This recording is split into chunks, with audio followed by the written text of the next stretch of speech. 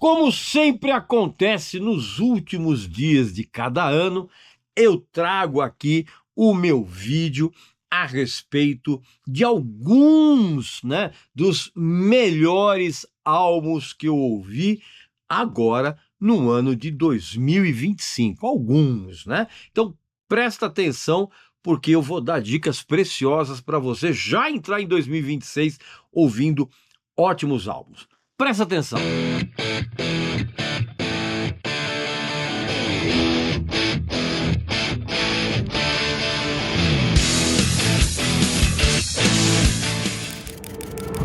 Chegou a hora do Bangers Open Air 2025. 49 bandas, separadas em 3 dias diferentes. Fazer muito show assim, ao mesmo tempo, cada minuto é valioso. Sim, é verdade, acabamos de chegar aqui no Bangers Open Air. Seguindo para o Bangers Open Air. O line-up também, muita banda nacional. Isso é muito legal. Abre uma porta absurda, principalmente pro brasileiro entender que, cara, a gente tem uma cena do metal muito forte aparecendo. Bom festival pra vocês, tá? Tchau!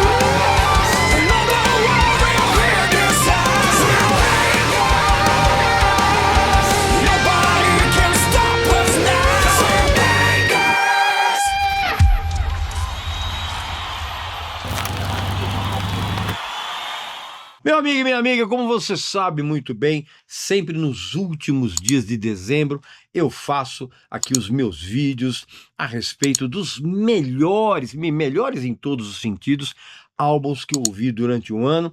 São apenas alguns, das centenas de discos incríveis que eu ouvi, tanto no aspecto da música internacional quanto na música nacional. O vídeo com música dos meus favoritos de música nacional vai estar aqui nos próximos dias.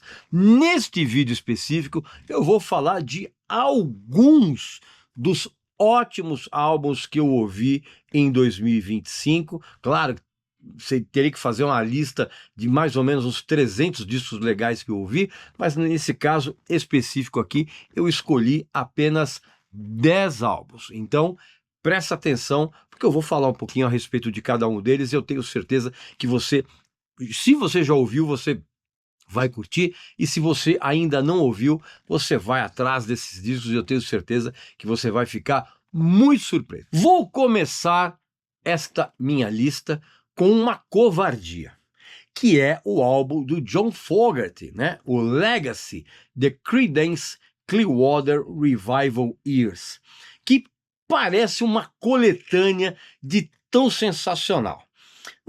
De certo modo, é uma coletânea, já que o disco ele traz regravações atualizadas, novinhas, daquelas espetaculares canções que o John Fogerty gravou com o Creedence Clearwater Revival no passado.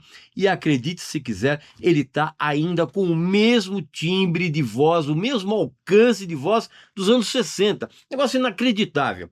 E diferente dessas coletâneas caça-níqueis que as gravadoras lançam a cada 5 minutos para bater meta, esse Legacy é quase um documento histórico, porque não tem autotune, não tem dancinha de TikTok, não tem produtor de botão fazendo mágica. O que você ouve no disco é a crueza, absoluta do John Fogerty e a sua banda sensacional de apoio, sabendo inclusive como transmitir o suor do palco dentro do estúdio, né? Capacidade quase sobrenatural do Fogerty em criar clássicos mitológicos de apenas 3 ou 4 minutos continua intacta nessas regravações que são atualizadas. De Fortunate Son a Proud Mary, de Born on the Bayou a Green River, de Hate Tonight a, claro, Have You Ever Seen the Rain, né? Obviamente, não podia faltar.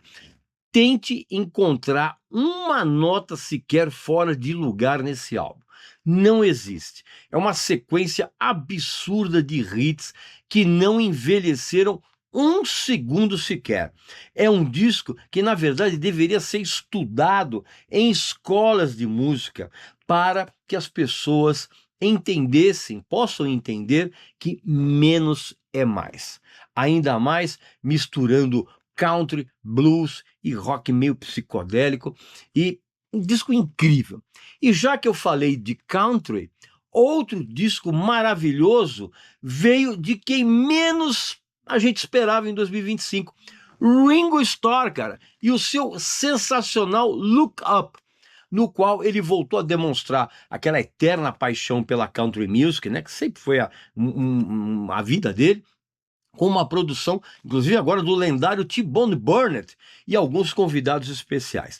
Esse disco é quase um verdadeiro milagre fonográfico em pleno 2025, porque o Ringo ele resolveu mostrar como se envelhece com uma dignidade que beira o insulto para essa molecada de hoje aí, dando tapa na cara de quem achava que o Ringo Starr só servia para distribuir paz e amor no Instagram. Muito pelo contrário. Esquece essa country music de shopping center aí, né? Cheia de autotune e chapéus de cowboy que custam aí o preço de um rim. Esquece esse tipo de country music.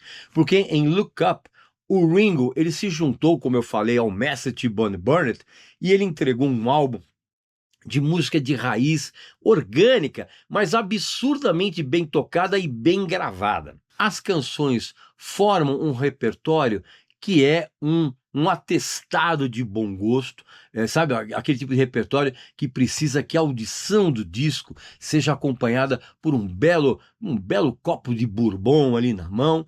E o Ringo, ele tocou com aquele swing que só ele tem, sem velocidade, e colocando cada batida da bateria no lugar certo, e com 84 anos a voz dele tá melhor do que muito garotinho aí de 20 que precisa de ficar corrigindo a afinação até para dar bom dia.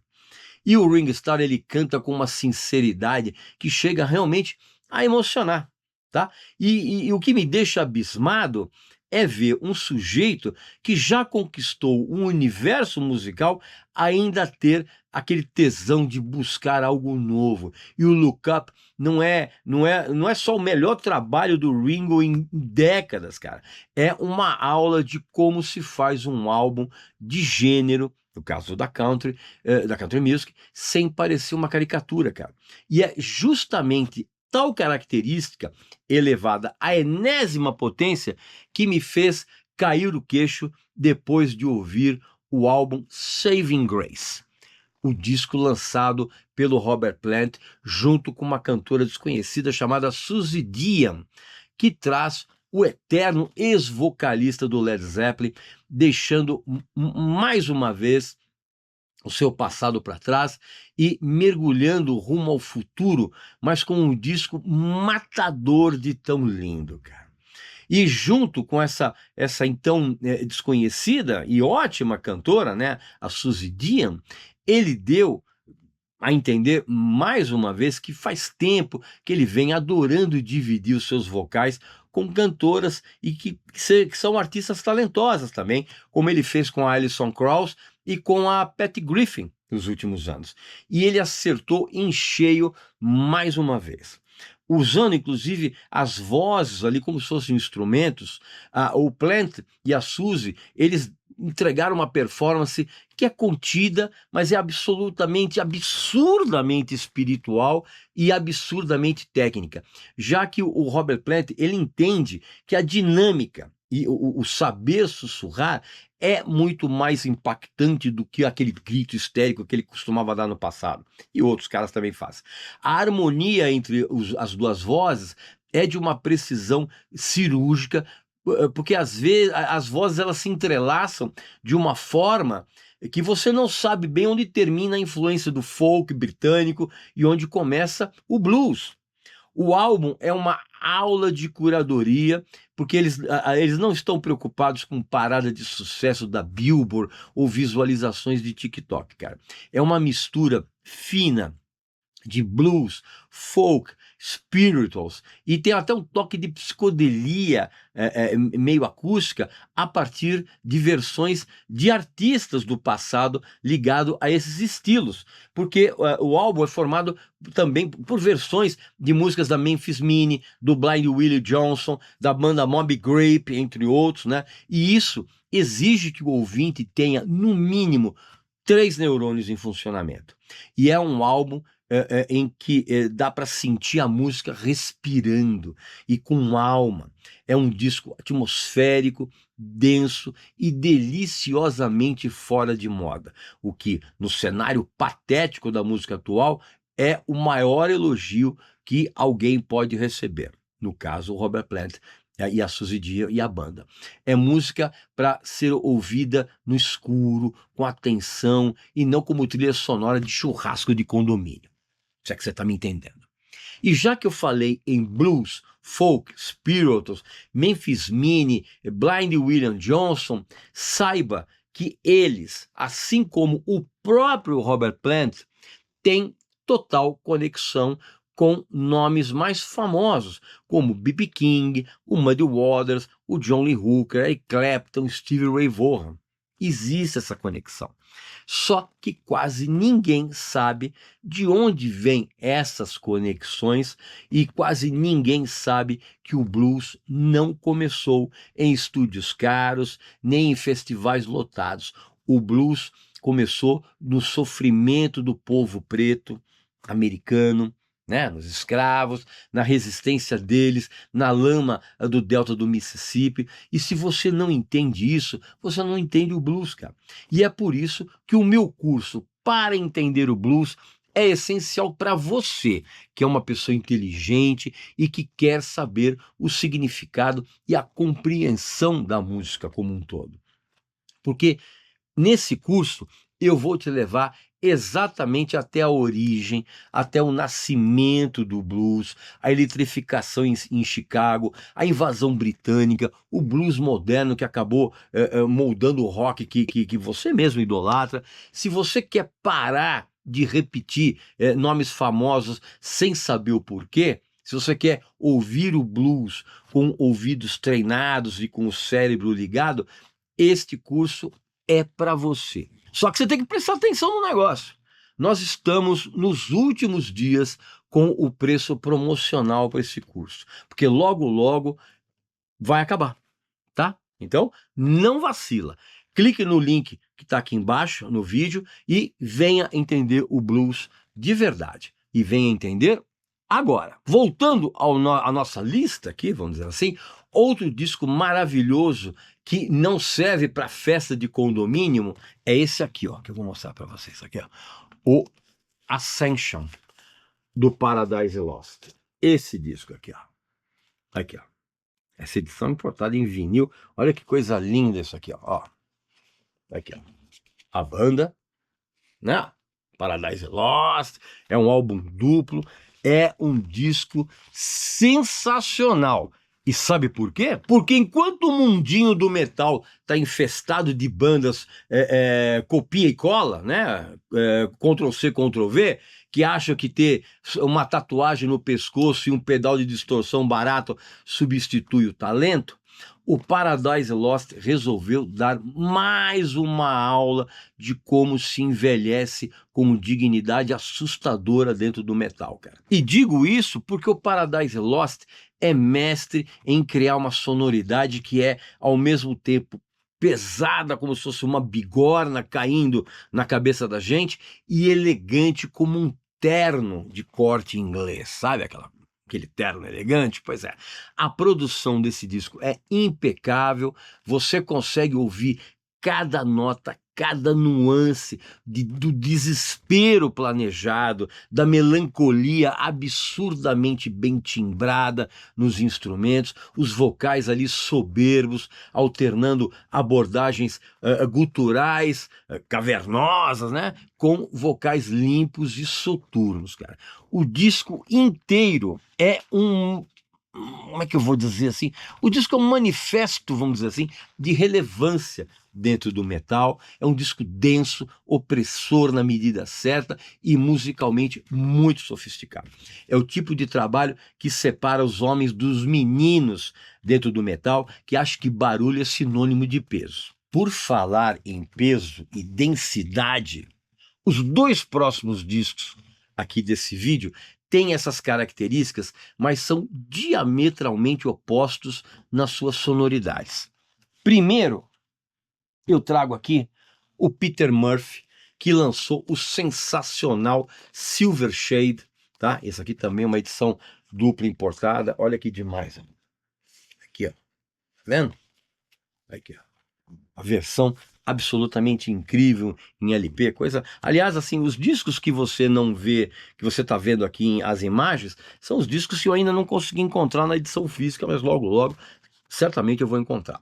E eu quero falar a respeito desse disco aqui do Peter Murphy, porque esse sensacional Silver Shade, na verdade, é um álbum em que ele colocou a voz cavernosa dele para emoldurar um caos filosófico expresso nas letras desconcertantes e quase declamadas para conjurar uma performance que realmente transpira uma elegância aristocrática que simplesmente não existe mais na música pop. Com uma produção luxuosa, a carga do Youth, que é o baixista do Killing Joke, é uma produção inclusive sombria e absurdamente bem cuidada. Esse disco tem um som que te abraça, é como se fosse um casaco de veludo num cemitério londrino, numa tarde ali meio final da tarde, começo da noite, meio com névoa ali, junto com as participações especiais do Trent Reznor, do Nine Inch Nails,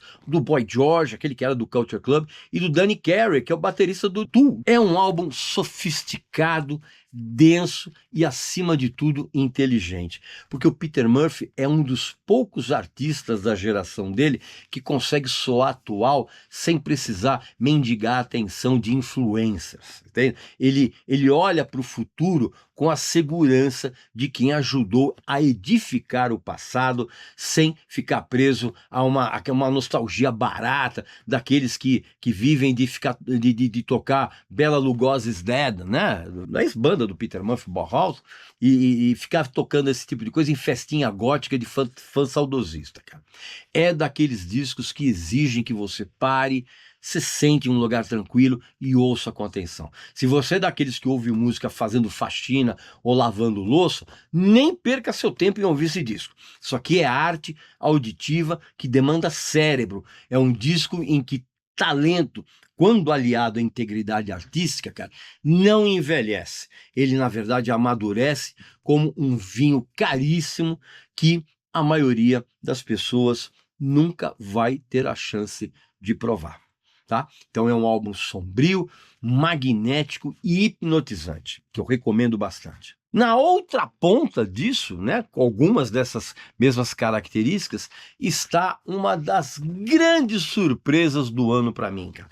Eu nunca tinha ouvido falar do Castle Rat, tá? Até o momento em que eu tive a curiosidade de ouvir este The Bestiary, por causa dessa capa absolutamente absurda. E qual não foi a minha surpresa positiva ao ouvir uma mistura de Black Sabbath da fase Ozzy com o Dead Can Dance. E é uma banda tão desconhecida, o Castle Red, que nem verbete no Wikipedia tem, cara. Eu descobri que esse é o segundo álbum desse quarteto nova-iorquino, né, que se veste como personagens de uma banda de metal espadinha, né? Só que eles fazem um som absurdamente bem encorpado, pesado, denso, grupo liderado pela excelente guitarrista vocalista Riley Pinkerton, né? Que inclusive ela é uma ex-cantora de folk que resolveu fazer esse projeto de brincadeira e acabou dando muito certo, cara. Porque a banda usa armaduras, usa espadas e tem toda aquela encenação visual, mas ao contrário dessas bandecas de quinta categoria aí, que usam fantasias para esconder a falta de talento no metal, no Castle Rat, o visual é o tempero de um banquete sonoro absurdamente bem executado, com os riffs lentos, cavernosos. A Riley é uma ótima guitarrista, mas com uma malícia, uma dinâmica que deixaria, inclusive, o Tony Iommi bem orgulhoso, cara. Não é barulho por barulho, é peso com propósito. E a Riley, ela não tenta ser uma diva do metal e nem fica dando gritinhos histéricos aí para impressionar esses metaleiros bobalhões que tem por aí, cara.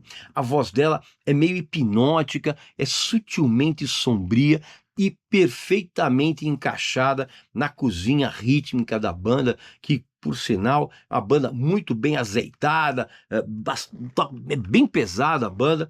Então, enquanto você gasta o seu tempo aí ouvindo essas porcarias aí de metal moderno aí, que soa como se fosse um liquidificador cheio de parafusos dentro, cara, o Castle Rat, ele resgata a aura do cinema de fantasia dos anos 70, dos anos 80, cara, com uma competência técnica que é raríssima de encontrar hoje em dia. Então, esse The Bestiary é um disco delicioso, sujo na medida certa e com uma produção que respeita o timbre dos instrumentos, sem aquela compressão digital nojenta que faz tudo parecer gravado dentro de um micro-ondas. É um álbum que prova que metal ainda tem muito o que dizer quando ele é feito por gente que conhece a história do estilo, cara. É uma tremenda, ótima surpresa. Você vai adorar esse disco, eu tenho certeza. Na sequência, eu trago duas bandas inglesas razoavelmente veteranas e que não cansam de lançar ótimos álbuns. Eu ainda não comprei esses dois discos físicos, mas eu vou comprar. Primeiro, o Pulp, que veio esse ano com um sensacional álbum intitulado More, eternamente capitaneado pelo inquieto vocalista e compositor, o Jarvis Cocker, reafirmando a posição dele como um cronista definitivo da decadência elegante, e muitas vezes sem elegância nenhuma, da época que a gente vive, cara. E é impressionante como ele e a banda conseguem transformar a banalidade da vida cotidiana, as frustrações sexuais da classe média, em poesia de altíssimo nível nas canções, cara.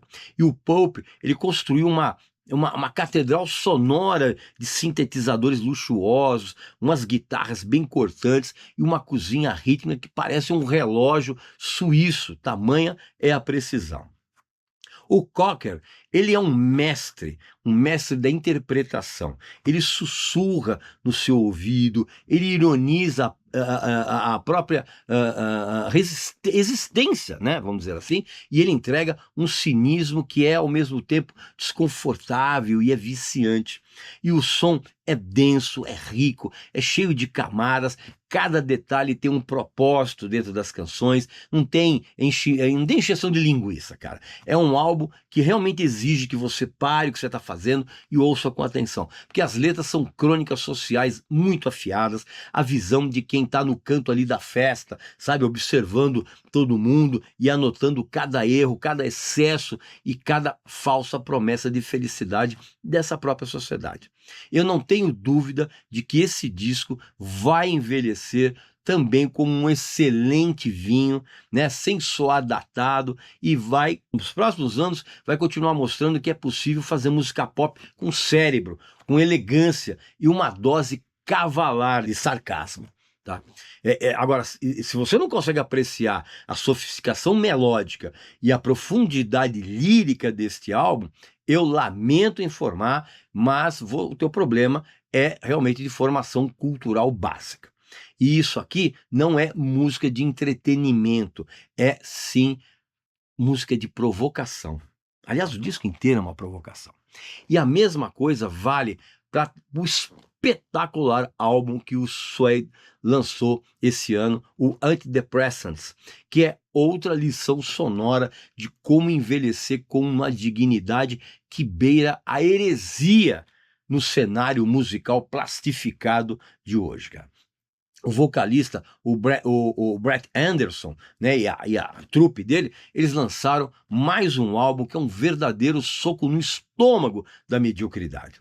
Se você esperava por algum tipo de nostalgia barata dos tempos do Suede lá no Britpop, cara, você pode passar no RH e pedir a sua demissão como ouvinte, porque não tem nada disso.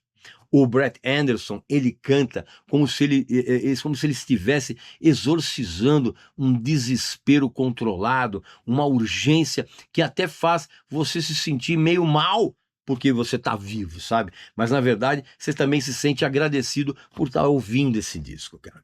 É uma elegância da decadência elevada à enésima potência, cara. Então, você pode esquecer o exibicionismo técnico estéreo que normalmente os músicos têm, cara, porque aqui cada nota tem o peso muito forte caindo sobre a cabeça do pop irrelevante, cara.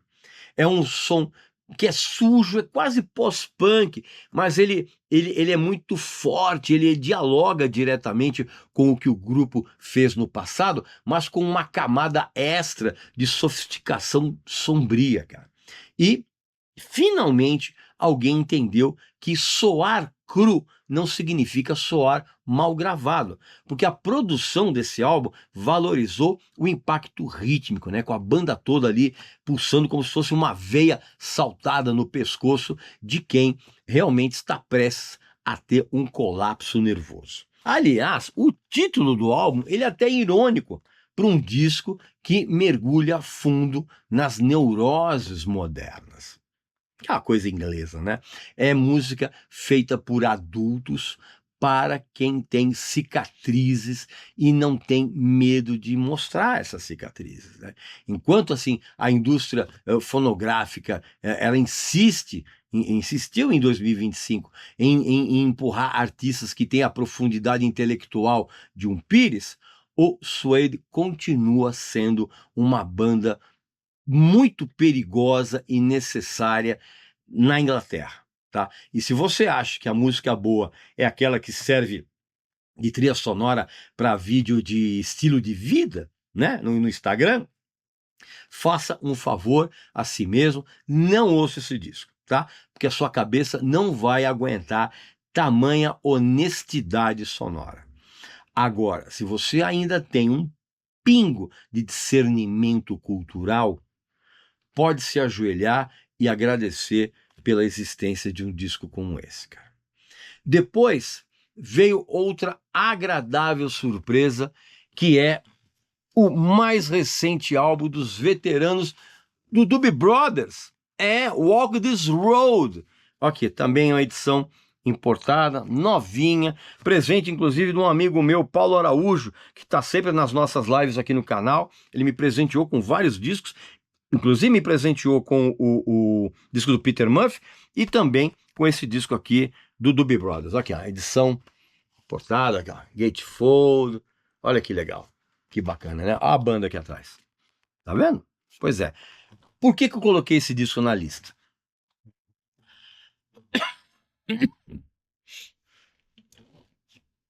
Porque esse disco, além de ser sensacional, ele contradiz a ideia de que o chamado classic rock morreu e virou peça de museu, cara. A banda lançou uma aula de como se faz música com cérebro e com alma, sem a necessidade de soltar um disco aí de dinossauro, tentando pagar as contas aí. Aliás, é a primeira vez em décadas que o núcleo forte da banda, né? O Tom Johnson, né? O Michael McDonald, o Pat Simmons e o John McPhee, né? Que são os caras aqui, fazia muito tempo que eles não se reuniam em estúdio, esse quarteto, para mostrar para essa molecada Nutella que tem aí o que é ter identidade sonora. E a voz do Michael McDonald continua um absurdo, um fenômeno. O timbre dele não envelheceu e sim acabou ganhando ainda mais autoridade. E é impressionante como os caras conseguiram misturar o rock estradeiro do Tom Johnson com o balanço sofisticado do Michael McDonald, né? Sem soar como uma colcha de retalhos mal serzida. As guitarras, o naipe de metais, assim, estão todos presentes de um modo afiado, e o balanço dos Doobie Brothers é um relógio de precisão que não admite atraso. Negócio sensacional, o som é orgânico, é um som que respira e coloca as harmonias vocais, que são realmente uma das marcas registradas da banda, ali exatamente onde elas devem estar, ali no topo das canções. E para terminar essa lista, um dos discos de jazz mais legais que eu ouvi este ano foi lançado pelo extraordinário pianista, o Brad Mehldau. O disco chama-se Ride into the Sun, e é um disco que soa como, cara, ele soa como se fosse uma humilhação pública para quem acha que tocar piano é apenas ficar batendo tecla ali, seguindo uma partitura, cara.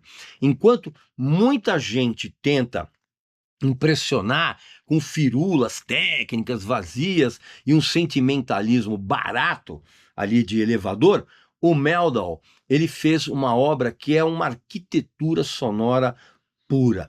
É um álbum que exige uma capacidade de abstração que eu lamento dizer a maioria das pessoas que assistem os meus vídeos não possui. Espero que você tenha, porque ele calcou quase o disco todo na obra do falecido e ótimo cantor-compositor Elliott Smith, né?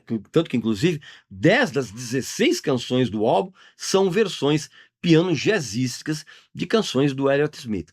E o Brad, ele recriou tudo com uma mistura de beleza, tristeza e tensão que é atordoante, tudo tocado como se fossem diálogos esquizofrênicos, mas de uma lucidez musical que chega a ser assustadora, cara.